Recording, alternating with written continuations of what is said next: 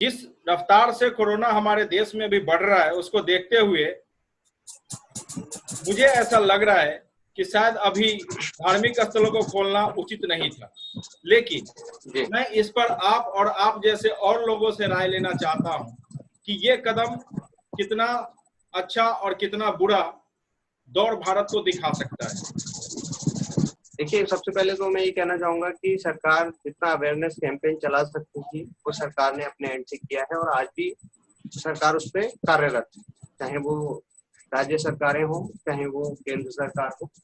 दूसरा, अब लोगों की भी कुछ जिम्मेदारियां हैं कि वो अपनी सेफ्टी, अपना बचाव खुद से करें और उस चीज को इसी क्रम में अगर ये चीजें खोली भी गई हैं तो ये हर व्यक्ति की एक जिम्मेदारी है, हर नागरिक की जिम्मेदारी है कि वो इन चीजों को समझे और अपने आसपास के वातावरण को कोरोना मुक्त बनाए। लेकिन मेरा पर्सनल सोचना यही है कि अभी धार्मिक स्थलों को नहीं खोला जाना चाहिए था। शॉपिंग मॉल्स भी अगर कुछ दिन और बंद रहते तो ज्यादा अच्छा रहता। सारी दुकानें जो आसपास में दुकानें थी वो तो खोली ही दी गई थी। सभी ऐसी दुकानों को परमिशन थी, जो इंडिविजुअल दुकानें हैं उनको परमिशन ऑलरेडी पहले से मिली हुई थी, तो शॉपिंग मॉल्स को कुछ और दिनों के लिए बंद रख सकते थे। ये चीज जो मैं समझ पा रहा हूं कि अभी देश के 2 राज्यों में चुनाव होने वाले हैं, जिसमें बिहार में प्रथम होने वाला है। आपने देखा होगा कि कल अपने देश के गृह मंत्री श्री शाह जी ने वीडियो कॉन्फ्रेंसिंग के थ्रू एक वर्चुअल मीटिंग अरेंज किया था पूरे बिहार में। तो मैं इसको मंदिर और मतलब किसी भी धार्मिक संस्थानों को खोलने को इससे जोड़ के देखता हूँ। अगर आप इसमें बोलेंगे कि कैसे, क्योंकि अगर सभी धार्मिक स्थलों को बंद कर दिया जाए तो आप जानते हैं कि धार्मिक स्थलों का चुनावी बहुत बड़ा एक मुद्दा होता है और उसको पूरी तरह से सभी पार्टियां भुनाने की कोशिश करती है, सब एक दूसरे का मसीहा बनने की कोशिश करते हैं। ऐसा माना जाता है कि बीजेपी भारत के हिंदू धर्म को प्रेजेंट करती है, क्योंकि वो एक आरएसएस संस्था से जुड़े हुए काफी कैंडिडेट्स, काफी नेता, काफी मंत्री इस पार्टी में ऑलरेडी हैं। दूसरी तरफ एक और चीज है कि अगर मंदिर, मस्जिद और मॉल्स को नहीं खोले जा सकते हैं, अगर वहां पे भीड़ इकट्ठा नहीं किए जा सकते हैं, तो किसी नेता और मंत्री के आप रैली को, चाहे वो जिस तरह का वर्चुअल रैली ही हो, उसमें लोग तो सुनने के लिए आएंगे, तो उस भीड़ को कैसे इकट्ठा किया जाए, उस पर एक सवालिया निशान खड़ा हो सकता था। क्या उसको बचाव के मद्देनजर मंदिर को, किसी भी धार्मिक स्थलों को खोलने का एक राज तो नहीं छुपा इसमें? जी बिल्कुल हो सकता है, लेकिन आपकी एक बात से मैं इत्तेफाक नहीं रखता हूँ बिल्कुल भी कि ये सरकार जो है, बीजेपी जो है, वो एक हिंदू धर्म से प्रेरित है या नहीं, मैं ऐसा नहीं बोला कि वो प्रेरित है, ऐसा लोग बोलते हैं उनके बारे में, ये मेरा ओपिनियन नहीं है। ज्यादातर लोगों का, आप जब भी कभी सोशल मीडिया और ऐसे किसी प्लेटफॉर्म पे जाएंगे तो ये उसके अंदाजे पे, मैं उसके आंकड़ों को देखते हुए बता रहा हूँ। जी तो बिल्कुल, मैं इसीलिए आप हमारे और आपके डिबेट को देखने वाले लोगों को आपके माध्यम से यही समझाना चाहता हूँ कि ऐसा सोचना बिल्कुल ही एक नकारात्मक सोच को प्रदर्शित करता है। जी। सरकार किसी एक व्यक्ति की नहीं होती, किसी एक धर्म संप्रदाय की नहीं होती है। सरकार पूरे 130 करोड़ लोगों के लिए बनी है। इसमें किसी भी तरीके से इसको धार्मिक एंगल देना, वो मैं नहीं समझता कि ठीक है और इस तरीके की मानसिकता नहीं होनी चाहिए। आप भारत सरकार की बात कर रहे हैं और मैं बीजेपी की बात कर रहा हूँ, थोड़ा अंतर है इसमें। जी हाँ, ये भी बात आपने ठीक है कि मैं भारत सरकार की बात कर रहा हूँ और आप बीजेपी की कर रहे हैं। तो मैं बीजेपी की भी स्पेसिफिकली बात करूँ तो बीजेपी के किसी भी आप व्यक्ति, जो भी उसमें नेता हैं, मैंने उनके बहुत लोगों के स्पीच, कभी मैंने ये धार्मिक एंगल देखा ही नहीं दिया मुझे। जी। वो और ही लोग हैं जो बाल की खाल निकाल कर चीजों को अलग तरीके से जोड़ते हैं। जी, कि धार्मिक स्थलों को खोलने से भारत के अर्थव्यवस्था में क्या कोई सुधार आ सकता है? जी बिल्कुल है, तो सच्चाई है। आप किसी भी रोजगार को खोलेंगे जी तो उससे लोगों को इनकम प्राप्त होगी। जी अगर मैं धार्मिक स्थलों की बात करूं तो हमारा जो भारत देश है, इतने मंदिर, मस्जिद, गुरुद्वारे और चर्च हैं यहाँ पर। एक चर्च में अगर आप जाएं तो वहाँ पर मोमबत्तियों की जरूरत होती है, तो मोमबत्ती वाले की दुकान चलेगी। जी जब दुकान चलेगी मोमबत्ती वाले की, तो मोमबत्ती बनाने वाले की कंपनी भी चलेगी। जी अगर मैं मंदिर की बात करूं तो नारियल भी चढ़ेगा, चुनरी भी बनेगी। मस्जिद की बात करूं तो चद्दर भी चढ़ाई जाएगी। जी तो ये ऑब्वियसली ये चेन तो चलनी है, जी जी अर्थव्यवस्था में सुधार तो होना है। जी। हम सब लोग जानते हैं कि भारत एक धर्म प्रधान देश भी है, तो इसमें तमाम तरह के धार्मिक लोग रहते हैं और सभी धर्मों में ये मान्यता है कि आप किसी भी साफ सुथरे जगह पे, और ऐसा ये भी सभी ग्रंथों के माध्यम से भी ये पता चलता है हम लोगों को कि ईश्वर सब में मौजूद है और लगभग सभी घरों में छोटी या बड़ी रूप में पूजा की जाती है। और पिछले 3 महीने लगभग होने को जा रहे इस लॉकडाउन को, इसमें भी लोगों ने आस्था तो छोड़ा नहीं है। जी जब हम मंदिरों में जाते हैं तो वहां पे अगरबत्तियां, मोमबत्तियां, जो कुछ भी होता है उसे हम जलाते हैं। जब हम घरों में पूजा करते हैं तो वो सारी चीजें हम घर में भी इस्तेमाल करते हैं। दूसरी एक चीज अगर हम इस्लाम को जोड़ते हुए इसमें देखें तो उसमें भी यही है कि आप किसी भी पाक साक जमी पे अल्लाह को याद कर सकते हैं, और ऐसा करते भी ये लोग। सारे लोग मस्जिद में ही हमेशा नहीं जाते हैं, ऐसा हिंदू धर्म में भी है। तो खैर सरकार ने खोल दिया है। इसमें एक सुझाव मेरा ये रहेगा, मैं इस पे आपसे सलाह लेना चाहूंगा कि लोगों को अपनी जिम्मेदारी पूरी तरह से निभानी होगी। सरकार किस उद्देश्य से खोले हैं वो मुझे समझना पड़ेगा कि मेरा उसमें क्या नुकसान और क्या फायदा है। अगर चैन को तोड़ते हुए बात करें तो बिजनेस चैन की जो बात जी, आपने बिल्कुल पहले की। बिल्कुल बिल्कुल, आपने बहुत बहुत बढ़िया बात की। और सरकार क्या कर रही है वो एक अलग है, और एक नागरिक होते हुए हमारे क्या दायित्व है जी वो महत्वपूर्ण। सरकार की मंशा अच्छी है, गलत है, ये सरकार पे रहने देते हैं। और मुझे लगता है नागरिक के तौर पर हमें अपने कर्तव्यों का निर्वहन करना चाहिए, जी जी और कोरोना संक्रमण ना फैले ये हम सबकी जिम्मेदारी है, वही मैं कहना चाहूंगा। आपका पुनः स्वागत करता हूं आपके अपने प्लेटफॉर्म पे। और आज हम लोग चर्चा कर रहे हैं कि लॉकडाउन में जो आज ढील दी गई है, पूरे भारत में धार्मिक स्थलों को एक तरह से खोल दिया गया है कुछ राज्यों को छोड़ के। तो सरकार के इस फैसले पे हम लोग चर्चा कर रहे हैं कि वो कितना सही और कितना गलत है।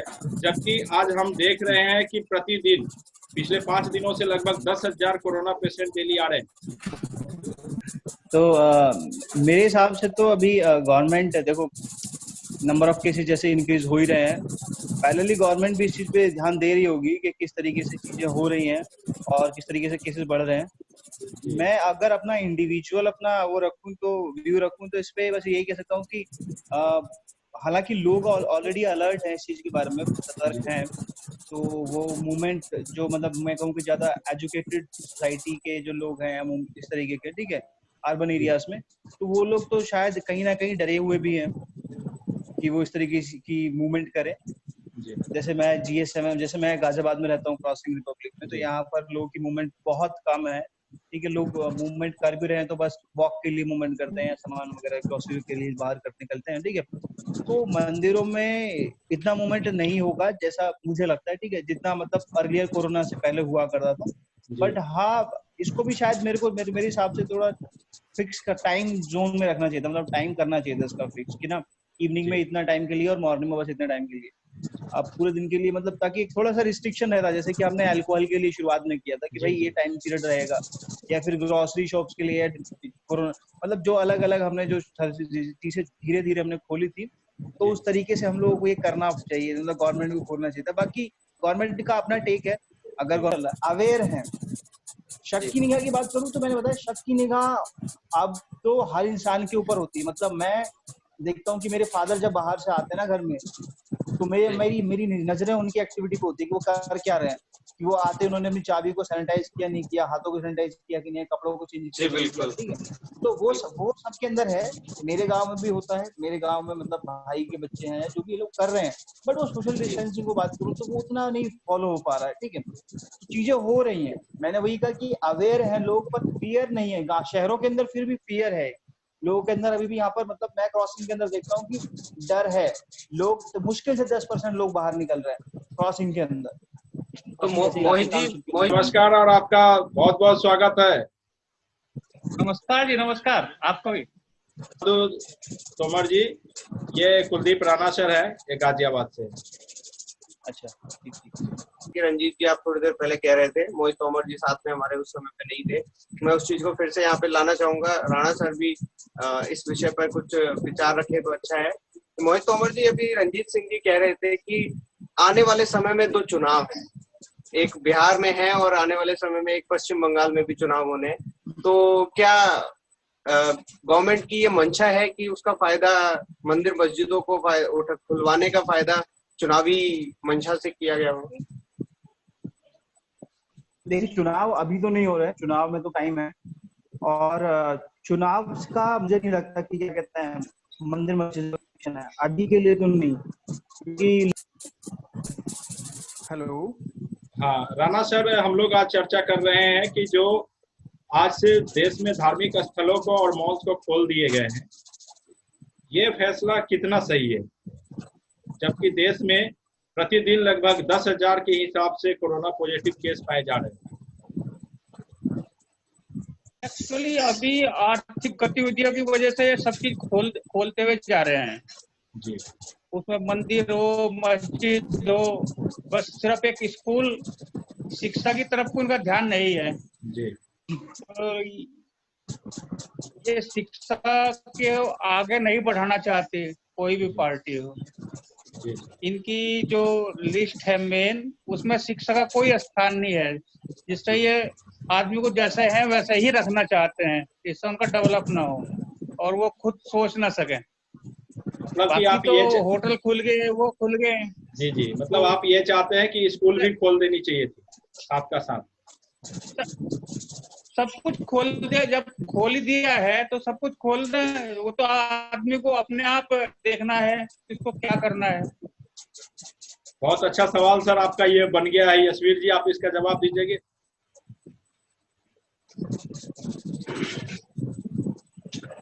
कि मैं इस विषय में यही कहना चाहूंगा कि जैसा कि बार बार भारत सरकार हो या हेल्थ मिनिस्ट्री हो, सबके गाइडलाइंस आ रहे हैं कि जो बच्चे हैं और उम्र दराज लोग हैं उनकी इम्यूनिटी जैसा कि थोड़ी कम होती है, तो संक्रमण का खतरा ज्यादा बढ़ जाता है। ये सिर्फ कोरोना की बात नहीं है, किसी भी प्रकार का संक्रमण हो तो उनकी इम्यूनिटी कम है तो वो बढ़ जाता है। तो मैं सर इस बात पे यही कहूंगा कि स्कूलों को अभी न खोलने का जो विचार है या जो निर्णय भारत सरकार ने लिया है वो बिल्कुल सही है। अभी स्कूलों को और थोड़ा समय देकर खोला जाए। आपने पहले बताया था यशवीर जी कि ये फैसला शायद अभी लेना ठीक नहीं था, तो अभी थोड़ा स्लो, आहिस्ता आहिस्ता खोलना था। सब कुछ खोल दिया उन्होंने, जी थोड़ा ज्यादा फास्ट है थोड़ा। जी। इसमें सर ऐसा है, जी बिल्कुल सर, मंदिरों को शॉपिंग खोलने के मॉल्स लिए को भी खोल दिया गया, उसको भी रोका जा सकता था। मंदिरों को खोलने का भी सभी कुछ तो खोल दिया। कुछ शर्त रखे गए हैं सर, कि सभी मंदिरों का एक अलग टाइमिंग है, जो मंदिर का जो ट्रस्ट है उसने अभी हम डिसाइड किया हरिद्वार है। का वो देख रहे थे, वो न्यूज 18 का, वहाँ पे बच्चों को बंदिश है, पर बच्चे भी गए हुए हैं। जी धार्मिक स्थल है, तो जब बच्चे वहां जा सकते हैं तो स्कूल में जिनसे उनको वो आगे बढ़ना है लाइफ में, उसको क्यों पीछे छोड़ा जाए। जी जी जी बिल्कुल। अगर दूसरे तरीके से इस चीज को भी बोला जा सकता है कि अगर हम मंदिर में जा रहे हैं, मतलब हम लोग जैसे लोग, और अगर मेरे घर में गाइडलाइन बच्चे उसके हैं, लिए बन गई है तो उसके लिए भी बन सकती है। हाँ, जब मेरे घर में बच्चे और मैं मंदिर से वापस कोरोना पॉजिटिव होके लौटता हूँ, तो फिर मेरे बच्चे भी तो इफेक्टिव हो जाएंगे। कैसे सेफ है। खैर, कुल मिलाकर के हम इस नतीजे पे पहुंचते हैं कि हमें पूरी अपनी सुरक्षा अपने हाथों में रखना है, हमें अपनी हाथ में। जिम्मेदारी को समझते हुए कैसे जगहों पे जाना है, किन लोगों से मिलना है, ये पूरी जिम्मेदारी हमारी खुद की रहेगी।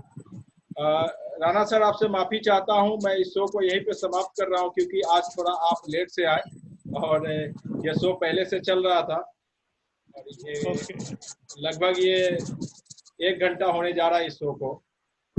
40 मिनट से ज्यादा की रिकॉर्डिंग हो चुकी है। तो फिर हम मिलते हैं कल दूसरी बार किसी और मुद्दे के साथ। बहुत बहुत धन्यवाद आप सब लोगों का। आप सभी का भी जी धन्यवाद। धन्यवाद।